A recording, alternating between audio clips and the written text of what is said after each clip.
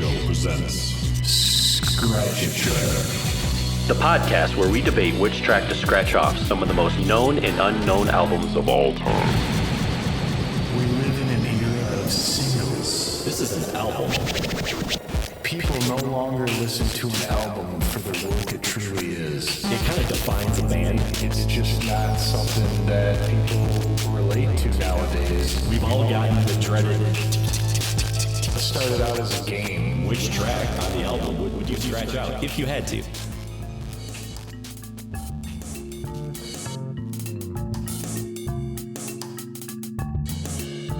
Hey everyone, welcome to another exciting episode of the Scratch a Track podcast presented by the Dude and Grim Show. I am the Dude. And I am Grim, and today we are here to talk about, if you didn't see from the thumbnail, RTJ4 by RTJ Run the Jewels.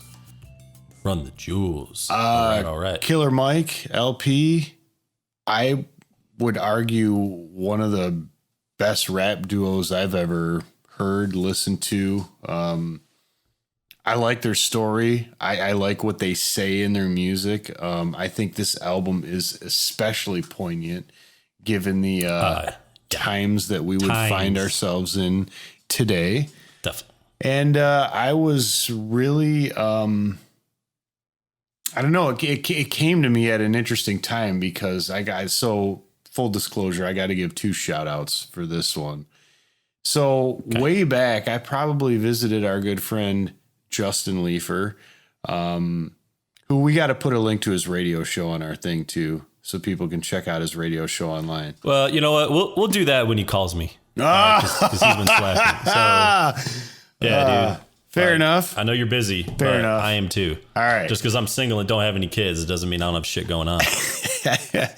So, anyways, Leifer kind of hit me to these guys. I'm gonna say around the time that RTJ4 came out, when my family went to visit them in New Brunswick, and I didn't for you know how sometimes you get in things with music, like I have like a certain, maybe it was the time of year, but like I just wasn't listening to like a lot of rap at that time. Right. It just wasn't one of those times. So I kind of let it go. It wasn't like senior year of college. No, it wasn't. But then my wife, Lisa, listened to him a lot, and she found out that this was coming out. And so we listened to it several times, the two of us, like in the car. And of course, it piqued my interest for these guys in general. So then I kind of was like, well, that was kind of a stupid reason not to listen to all their previous albums, because I didn't feel like listening to rap right then, because they're all, I like them all. But I think, as the critics would say, this one is special. Special. Very special. Well, this is the one, to be honest, I am most familiar with. I haven't really touched on or listened to a lot of their other stuff. I've been blasting this, I think, for a few months now. And it has been great. So I am definitely not coming at it from a super fan perspective. But I really liked it, and I like that it is so different. And I think similar to you, like, I haven't been on a rap kick lately. So, but at the same time, I don't know. It seems so different than anything I have been hearing coming out. Oh yeah. A lot of the stuff that I hear, like, this is, especially this album, it's got a rawness to it. It's got an aggression. And I think it is very reflective of the times we're living in more ways than one. And I feel like a lot of this stuff that is almost called rap now, at least that is somewhat popular, is more just kind of like hip hop. Dude, it's soft. It doesn't say anything, man. I absolutely agree with that. And I just don't feel like, I don't know. And granted, I don't claim to be a real aficionado. So, I mean, say what you will for that. But I just don't feel like people can really rap like Killer Mike and LP. I mean, they rap really well, to the point where I listen to the songs, right, and I have this sense of what they're saying, obviously without being able to recite every line word for word, because there's a lot in there. I don't know how the hell they could remember that to do it live. Yeah, how do you do that live? Because it is. I mean, I guess that's when it's your job. But man, it is unbelievably impressive. There's a lot that they say in a short span of time, and they to me they have like a distinctness in their flow. Both of them do, and they do. I love the way they play off each other, man. It's so good. I know, and they really is. I think this is one thing that, because I know we talked about kind of our sources for, where we get information. And for me, I listen to the Broken Record podcast a lot. And I know that they did some of the recording for this at Rick Rubin's studio, Shangri-La in Malibu. And so there was an episode of Broken Record where he interviewed them when they were at his studio. And I listened to that, and they talk about more than just this album. I mean, they talk about how they got together and their whole story. But I think that he had a really interesting perspective about saying how they can go through all these very socially poignant things that are going on, but still like say kind of funny shit too. It's like absolutely. They kind of take you through this ride, and it goes into like all these elements that could be in one's head. It is very cool. They don't they do touch on a lot of different areas and go in different directions. It's not just like they don't it's not a gimmick. It's not like, hey, we have one thing, we do it really well, and we're just going to keep doing it, right? So, and I don't know how much you want to get into about kind of how they got together and stuff like that. I mean, we can cover that a little bit if you want. Yeah, I know you're pretty familiar with it, but because didn't LP produce one of Killer Mike's albums, right? And they had kind of worked together a little bit. Or something. I think it was he produced Mike's 2012 album, Rap, R-A-P Music. Okay. And then Mike appeared on Killer Mike appeared on LP's album Cancer for Cure. So okay. Well, I really enjoyed hearing the story of how they got together, and it sounds like it was a mutual friend or someone that they worked with who I think Jason DeMarco, a Cartoon Network executive. Yeah, spurred that initial connection of like, man, you guys should really get together and do something. And then after, I think it was... Figured, well, we might as well join up. Oh, yeah. So after the first one comes out, the story or the excerpt from Killer Mike that I love is that his manager went to him and he's like, well, that was a really awesome album. What are you going to do next? Like, what's your next thing? You going to record another album by yourself? And he was like, fuck that. I'm in a rap group. Like, that's awesome. That's great.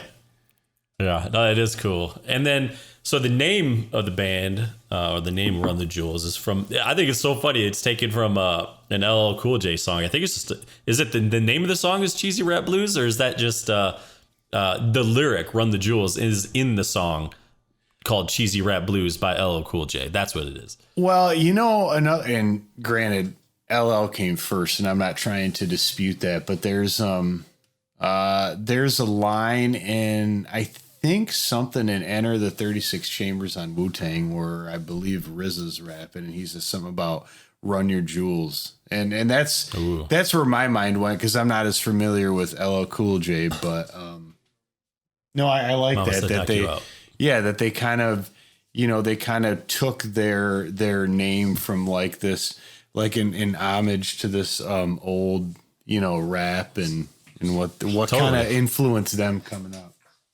Yeah, no, it is. It is really cool. And, it's so interesting that this is, I mean, like you said, as the name suggests, this is their fourth studio album, right? So they've been doing this for a while, and they got some really, really good guests like Pharrell Williams, Josh Homme, Zach De La Rocha. I mean, dude, that's pretty badass when you're getting not only those guys to be featured, but Josh Homme and Zach De La Rocha, not the typical kind of guys you would expect to hear on an album like this, or with this style of artist. Yeah, I guess, Josh Homme for sure. Zach De La Rocha, though, I guess I don't know know if he's on the first one, but he's on Run the Jewels too. Oh, is he? Okay. Yeah. So it is not his first. This was not his first time And his appearance on RTJ2 is really good because he kind of has this line and then they sample it and they use it as part of the beat, and it's really cool. That's cool. Run them jewels fast. Well, this album was released during the pandemic. It was scheduled to be released on June 5th. They actually released it. It was only 2 days earlier, but that's because of all the protests that were going on with George Floyd, Breonna Taylor, Ahmaud Arbery. But it should be said, and this is what I really liked about this album, is that this album didn't come out as a response to those events and those things that were going on. Yeah. This album was recorded and done. So it's not like, hey, all this crazy shit's been happening. People are finally starting to, Take protest. notice, and I guess, take notice. It's like, no. Like, this has been going on. We're talking about it. We're rapping about it. We're telling about it. And now we're going to drop this. And I feel like it just fit the time so well, because when you put it on, and we'll get into the tracks, but from the first track, dude, it just kind of hits you. It's not bangs, dude. Yeah, they're not beating around the bush, man. So I just was like, that initially struck me right away, and I thought it was very cool. And what I like about it, and we touched on it a little earlier, is I just feel like that's kind of missing from our culture. I feel like the music and the music industry has really moved away from any sort of political statements and making a fuss about anything. Whereas I think earlier in the 90s, you had some, especially a band like Rage Against the Machine and stuff like that. But obviously, so perfect that Zach De La Rocha's on this. Yeah.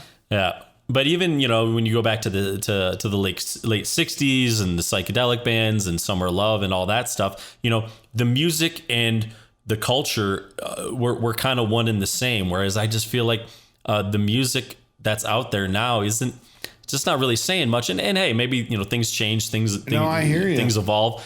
Certain people, whether it's an athlete or it's a musician, they have vested interests now to basically not piss people off because they're afraid that they're not going to buy our shit. They're not going to buy my shoes. They're not going to buy my records, whatever. So it's it is interesting. Well, and that was one thing that I thought was that Rick Rubin, when he was interviewing them, talked about. He was like, it's really easy to go back and listen to a record that was like kind of a protest record. And I think he maybe even cited the Beatles, because they had some songs that were kind of protest-ish, right? Like Revolution, Why Don't We Do It in the Road?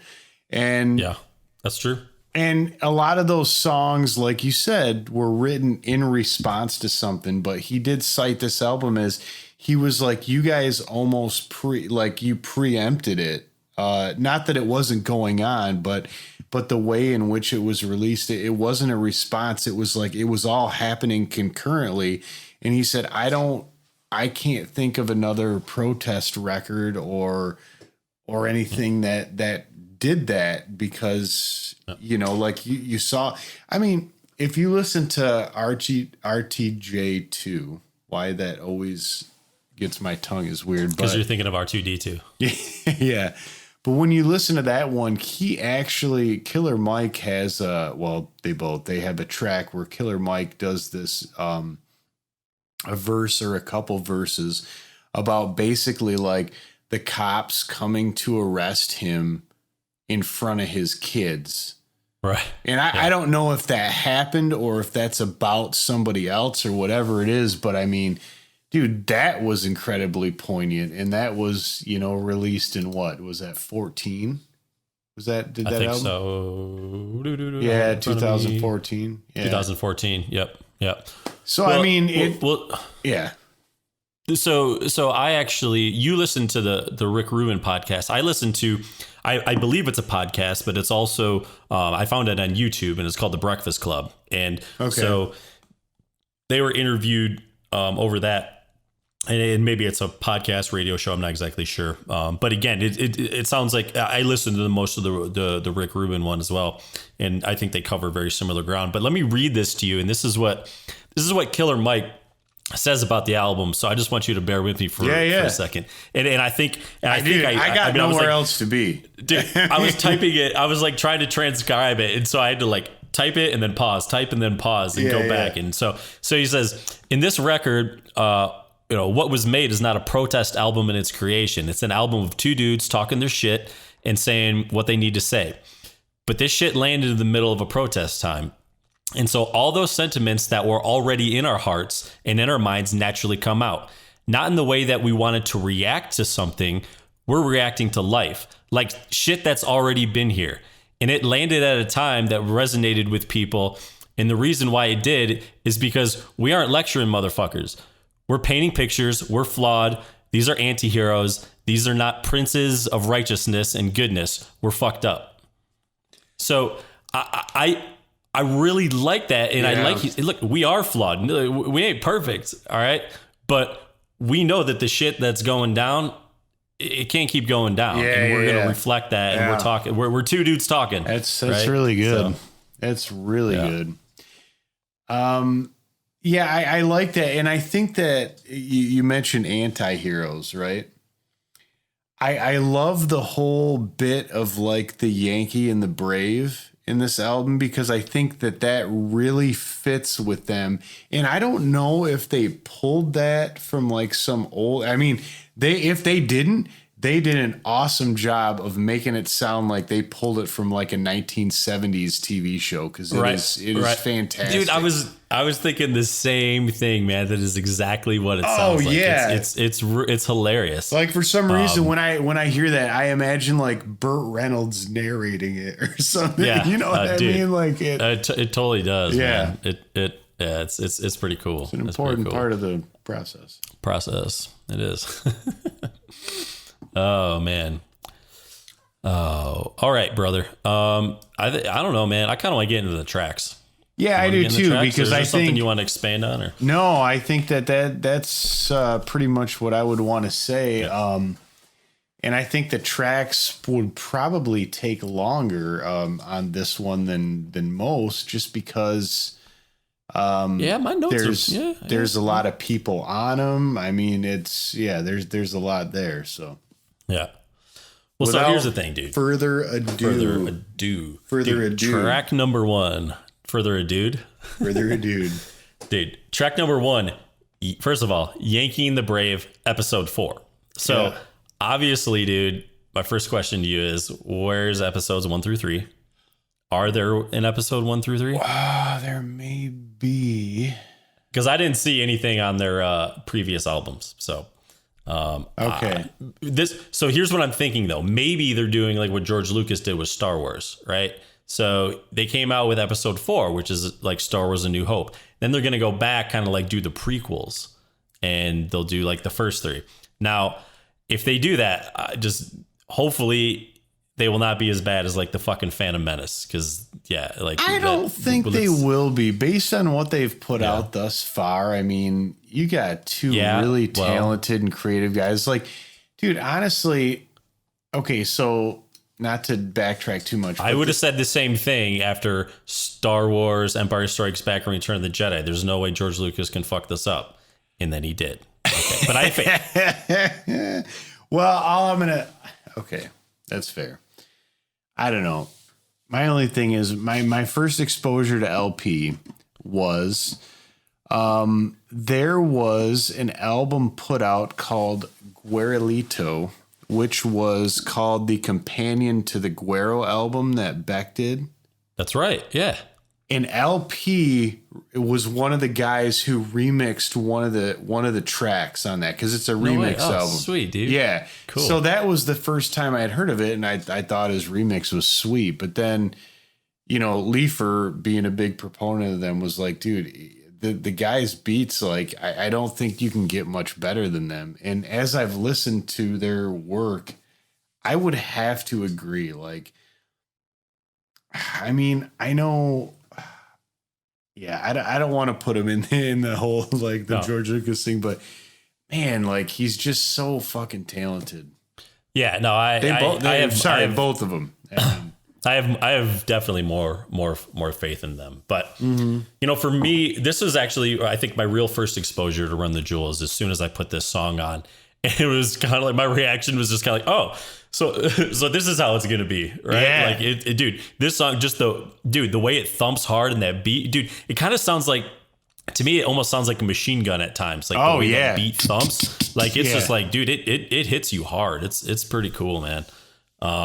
And dude, one of the main lines that stood out to me is, I got one round left, 100 cops outside. I could shoot them. I could shoot at them or put one between my eyes. Like, dude, I think it's just so telling and so great, because it's a catch-22 when you're in that situation. You're dead either way. Yeah. Right. But I think a lot of people feel that way. So. What does Killer Mike say? Something to the effect of like, he could do that and they would call it suicide, but that's a goddamn lie. Like, he'll never let the pigs take him alive. Like, yeah. I also, cool, I know this is kind of silly, but I really like that the part where LP's he's talking about, matter of fact, kiss the ass and even the crack. Like, I love how he like puts that stutter in there. Yeah. Oh, dude, it's so badass, right? Yeah. So, dude, I guess move on if we can to Ooh La La, featuring Greg Nice and DJ Premier. I will say, dude, the piano in the beginning is just so cool. I love it's it's a nice little contrast from the first song that I really It is, and I can't remember who he cited as like pulling that sample from, but it was one of those. I think it was one of those things where he said like that was a sample that he had like had in his brain like for years. You know, like a musician would have an idea for a song or get a riff. Like he had that. He had been saving that sample for something. Just waiting for the perfect time. Yeah. Super Bowl time. Yeah. And I would say this is the perfect time. This is definitely Super Bowl time. Yeah. What I love about this is one of those songs that I catch myself kind of singing the ooh la la, ah wee wee. Like just like I'll be walking down the street or something, and that it just gets kind of stuck in your head, and I find myself, you know, kind of.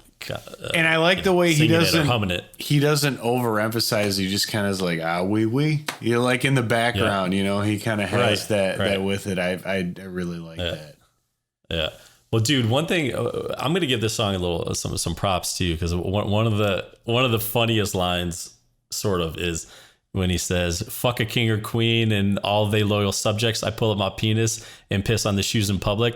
Yeah. Dude, I love that he uses the word penis. It's just not used enough because, dude, it's like, it's your dick or your rod or your Johnson, right? But he's like, no, dude, I'm going to drop the P.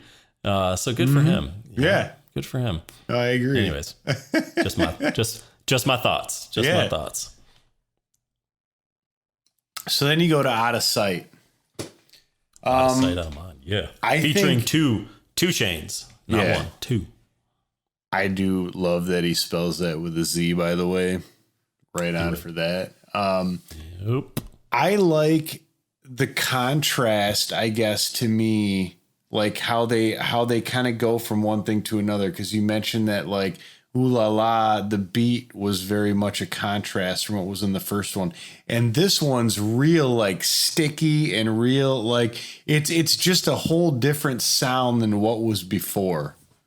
And so it's cool that you bring that up because you know, for me, not under I mean, I come at it from I think a little bit of a different angle, but what really stood out to me, it kind of reminded me of, you know how Danger Mouse, when he did the Grey album, kind of, I forget what songs it is, but it has this like these quick repeats and quick stutters in the beat, like you know that kind of stuff. And this song really reminded me, like as soon as I heard that, I was like, oh man, it just has that kind of feel to it. And I really like that. That's what I like the most. I think about the song. So,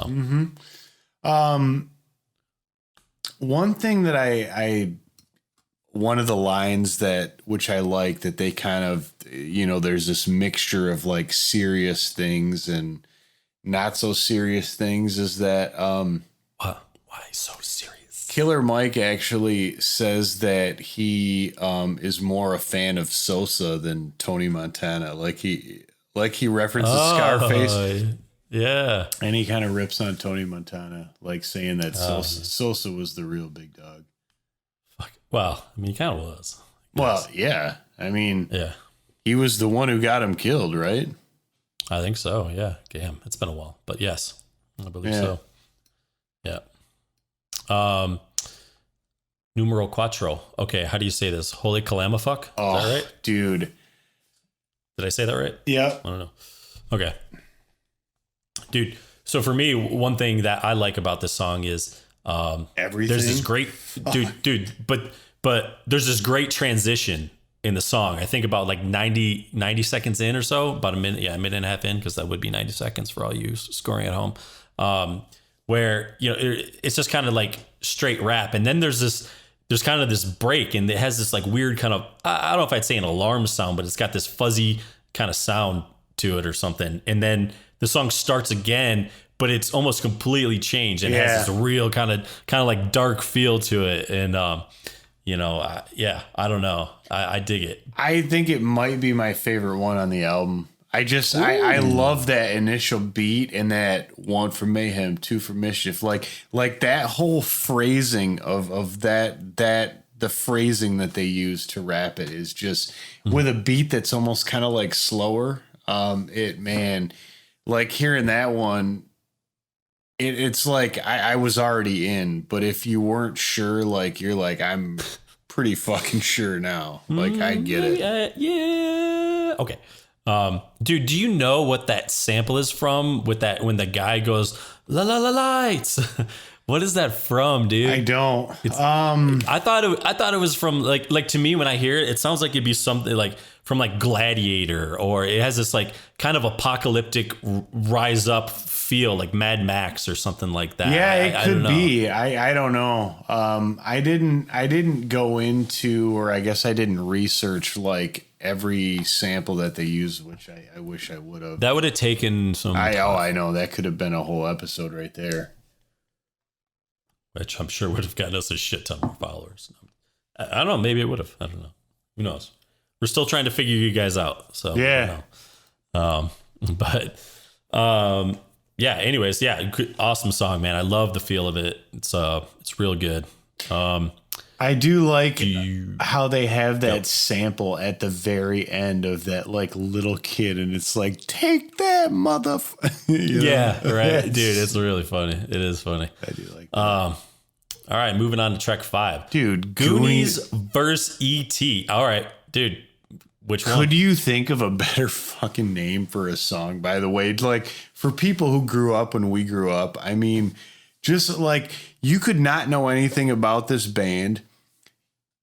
Pick up the album, look at the track list, and you'd look at them and you'd be like, oh, that's cool. And then you'd see this and you'd be like, I'm pretty sure I'm going to like this record. I mean, anyone who names a song Goonie versus E.T. is like. Yeah. All right. But answer the question, man. Which one? Goonies.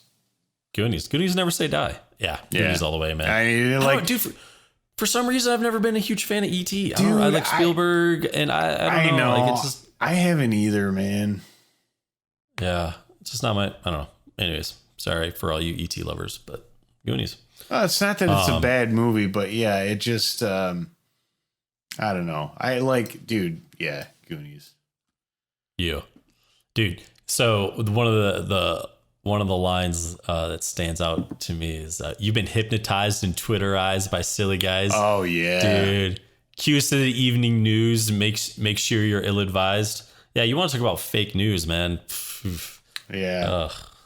Yep. Skyline ablaze and a Bob Ross pick. I mean, the references they use are like so great because it's things that you relate to and understand. Mm-hmm. And this is the one where he says life's a disguise, the truth is butt naked. I can't remember if it's this song. I mean, there's so many lyrics, it's hard to go through, but there's one lyric that I think is in this song or the other one where he's like, he says something about reality sucks dick. How's that for wisdom? I've always that line. I really like that line. I can relate. Yeah, it is a good line. That is a really good line. Is it in this song, or we're not sure? Oh, that's in Holy Clammafuck. Yeah. Okay. But I love that line, and some of the lines they're so good it could be in any song in a way. You know what I mean? Yeah, definitely. Well, then we kind of get into one of the most prophetic songs on the album. Yeah. Walking in the Snow. First of all, dude, song's great. Like all in as a song as a whole. Yeah. It's got a cool, like that. I don't know. I guess the guitar intro is really, really cool. And yeah, it kind of reminds me of the back to Star Wars. Kind of reminds me of like the Darth Vader. You know what I mean? Like the Imperial March. Like it has sort of a feeling of like the Imperial March. Yeah, no, dude, I can definitely see that. Yeah, no, the way yeah, I can definitely see that. Well, so obviously, I think we can probably maybe just jump to this, but I believe, I mean, this album came out right around the George Floyd. This song was recorded, done, in the books, over, like this was pressed, everything. But the main line is, and you so numb, you watch the cops choke out a man like me until my voice goes from a shriek to a whisper. And then he goes, I can't breathe. And dude, that's spot on, man. Like, I mean, that's exactly what happens.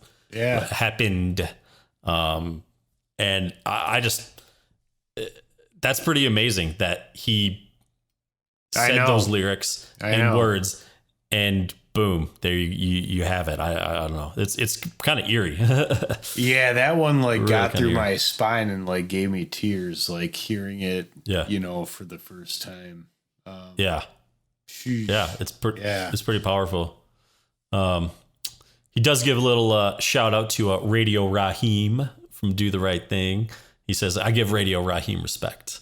So I did a little shout out. The other thing that I like is that he says, never forget in the story of Jesus, the hero was killed by the state.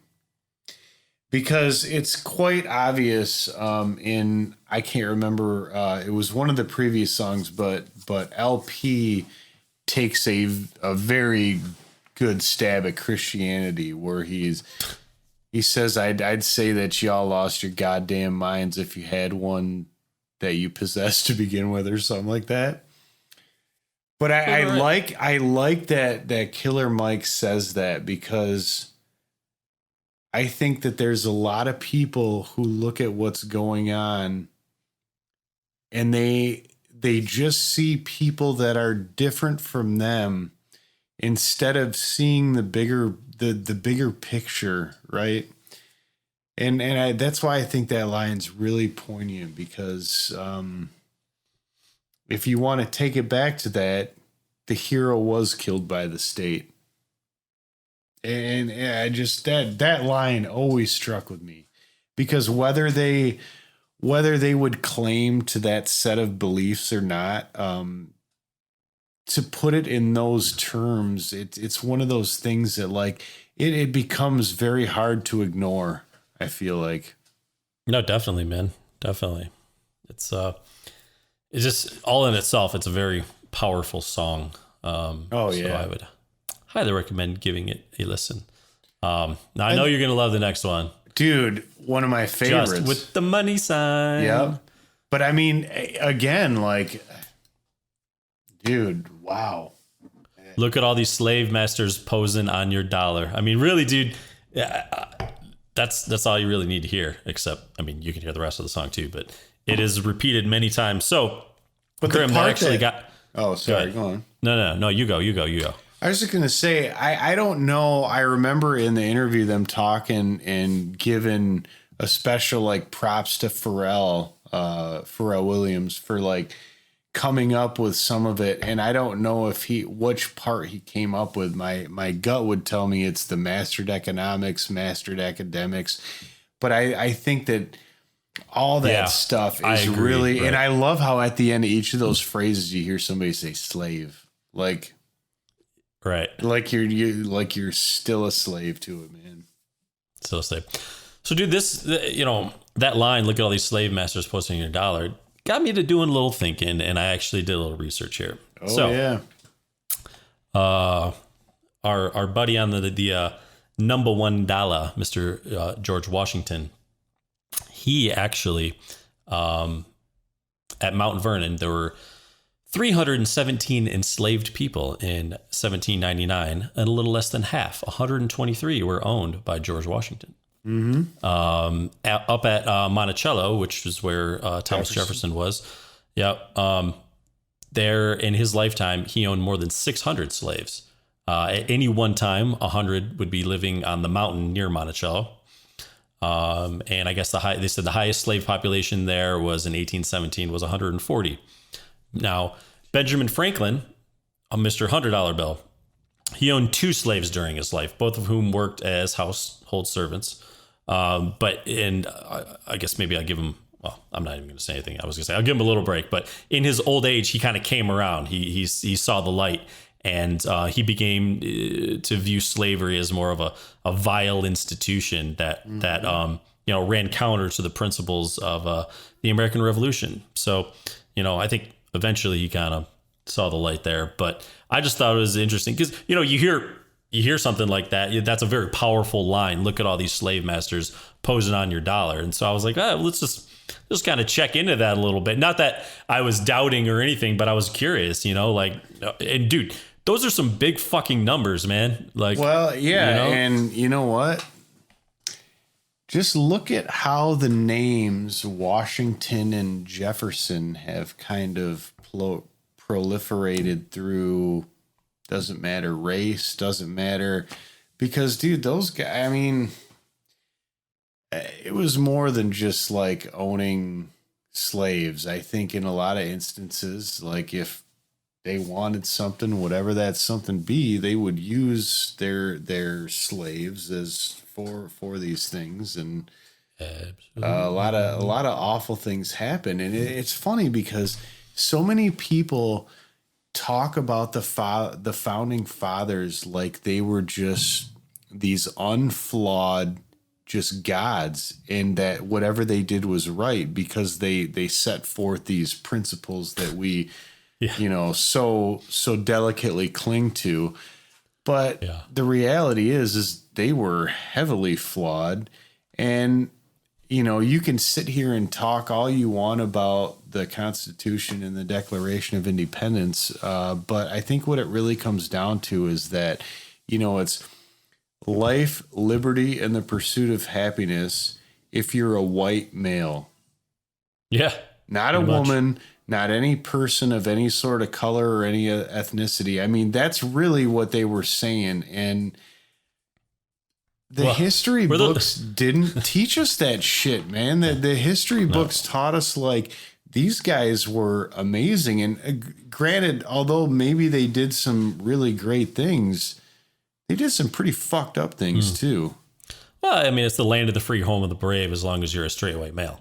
So, pretty much. And I thought, I forgot what I was going to say actually, because I just came up with that, but, it's a lot of times you'll hear people say, well, it's not what our founding fathers had intended. Well, you know what? Fuck our founding fathers, man. Sometimes, dude, shit changes. Sometimes you need to, you need to evolve as well. Yeah, that statement actually infuriates me because I'm like, oh, really? So then why don't you go buy some people to do your work for you? Because apparently that's what they fucking intended. It's don't make the we're going to go back to the 1700s fucking argument, because obviously you're still living there is kind of my take on that. Not to mention that we stole the land from the Indians. They showed us how to survive on it. So there's that too. So anyways, yeah.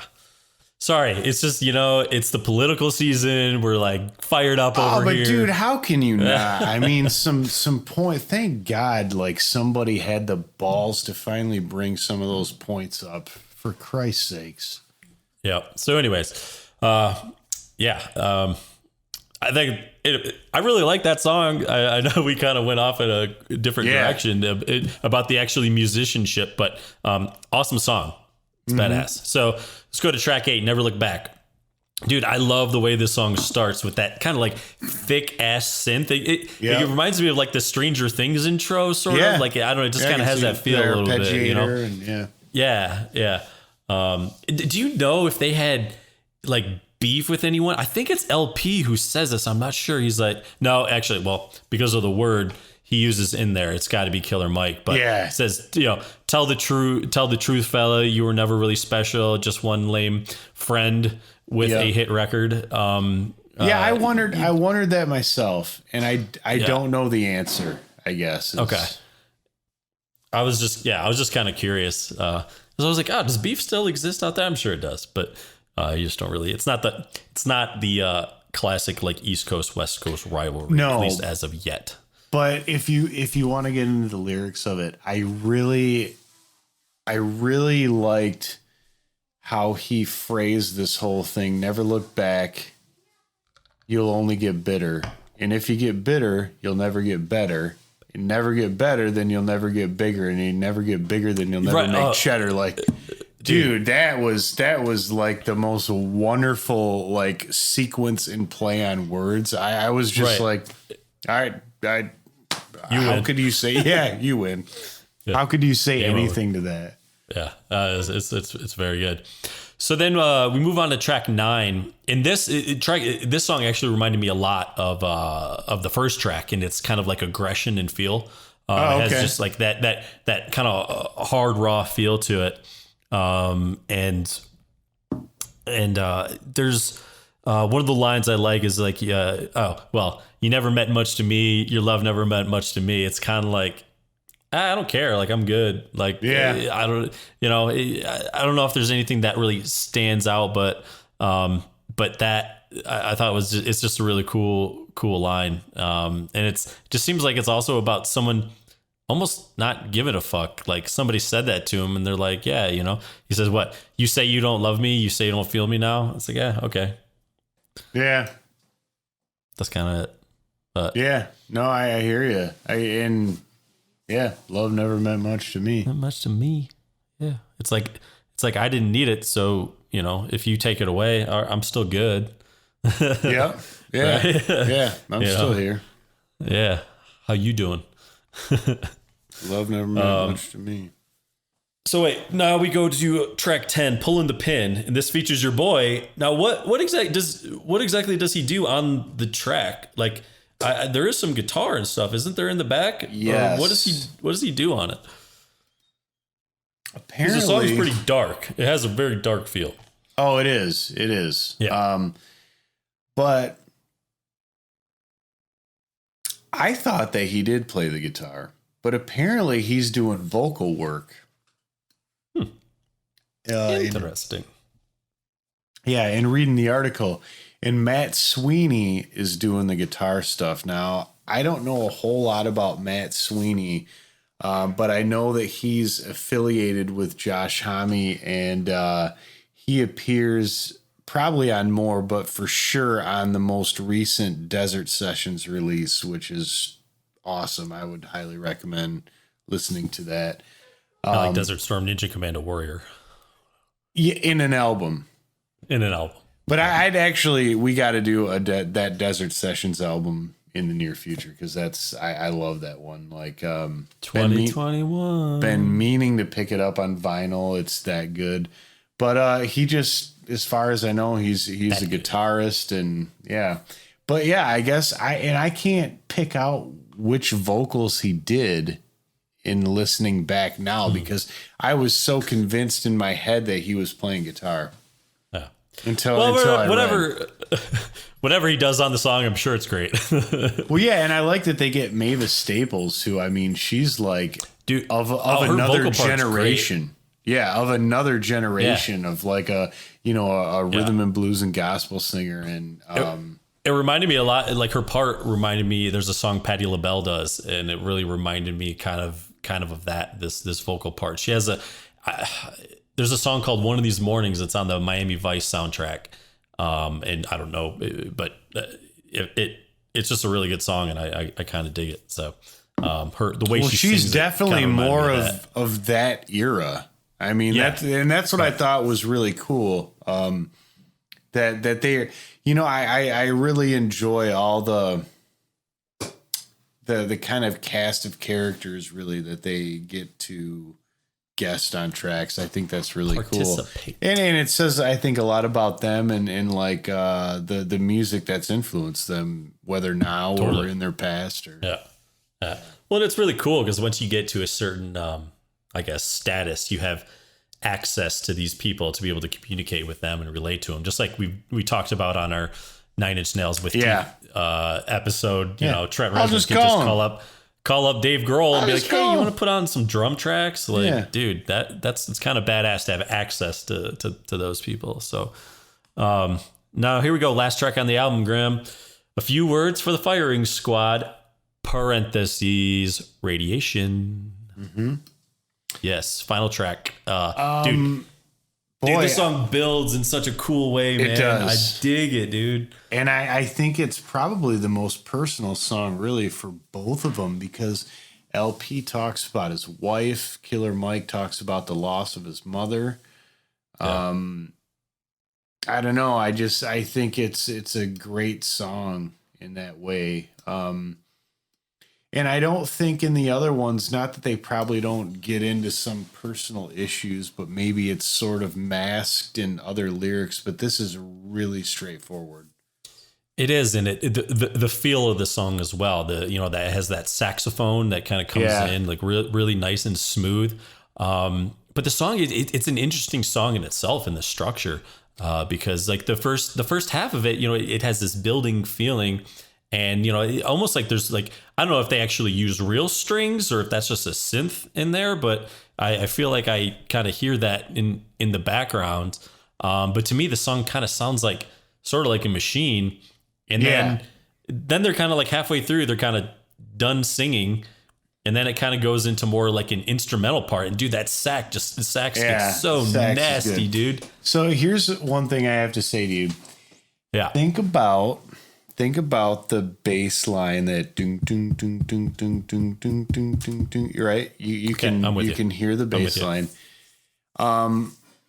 Someday I want to put this on songs, a future side episode, not to do a spoiler. Songs of the same riff with more Younger Days. Oh, think about that. Think about those two lines. Like it's okay. I got it. Just something to think about. Just chew on it. Yeah. Maybe we'll even have some, I'll probably even use Younger Days in the music bed so people can hear this line as it's going out. I know. I think it's full circle, man. Full spectrum. So then though, it's really cool, man. Cause like, dude, speaking of full circle, the song comes full circle and we come back to basically Yankee and the Brave with that voiceover again. Yes. And yeah, it's really cool how it does come full circle. So I dig it. I think that's such a nice little touch just to kind of put on the end of it. But I do like that. Not that these are the last words in the album, but the last like words in the song are "Go hard." The last words to the firing squad was "Fuck you too." Like, take that for what it's worth. Mm-hmm. All right, Graham. All right, you know what I got today? What? Because I was putting up a picture. I'm going to scratch with my hammer. It's hammer time, bro. Oh, no. Hammer time. I think I'm going to use a Pilot G2. It'll work. All right. Why don't you pull out your Pilot first? Oh, really? Yeah, I think it's your turn. I always feel like it's my turn. No, you always say it's my turn. Well, if Griff. And I will say if, because I wouldn't want to scratch a track on this album, as we would never necessarily want to. But if my vinyl copy... Don't be a fucking super fan. Come on. Yeah, that I will no doubt have this. If one of the tracks got scratched and I could choose, I would probably choose The Ground Below. Oh, okay. All right. And the only reason is not that the lyrics on every song are good. right? It has nothing to do with the lyrics. It's for some reason that particular sample just doesn't, like, the sample and the beat just doesn't quite grab me like the other ones do. Sure. So there's that. That's it. It's funny. It's funny looking back at my notes. That's the song I probably had the least about. Like, so that what that says to me is there's nothing I identified with. I mean, because I come at it from a different perspective, but nothing musically stood out or, I mean, lyrically, yeah, love never meant so much to me. But other than that, nothing really grabbed me. And especially after you come off a couple of songs like Walking in the Snow and Just, and then Never Look Back. Like, it's tough to follow up that act, right? Yeah. However, I am going to go ahead and scratch Out of Sight featuring 2 Chainz. And okay. Look, I don't want to start any beef here. I don't know anything about 2 Chainz or anything. I don't know anything about any of his chains. But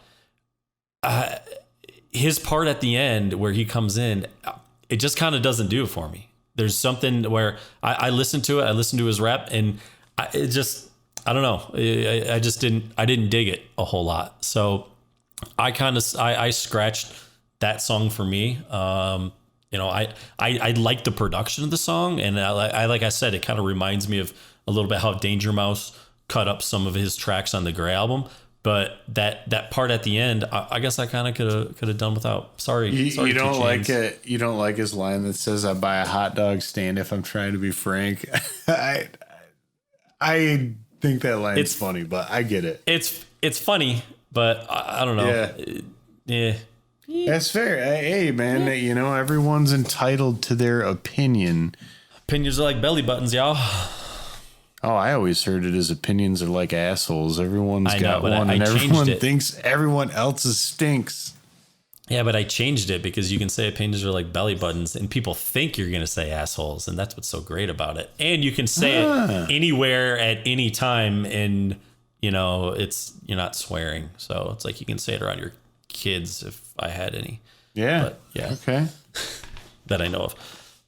So yeah, I think that pretty much scratches Run the Jewels 4.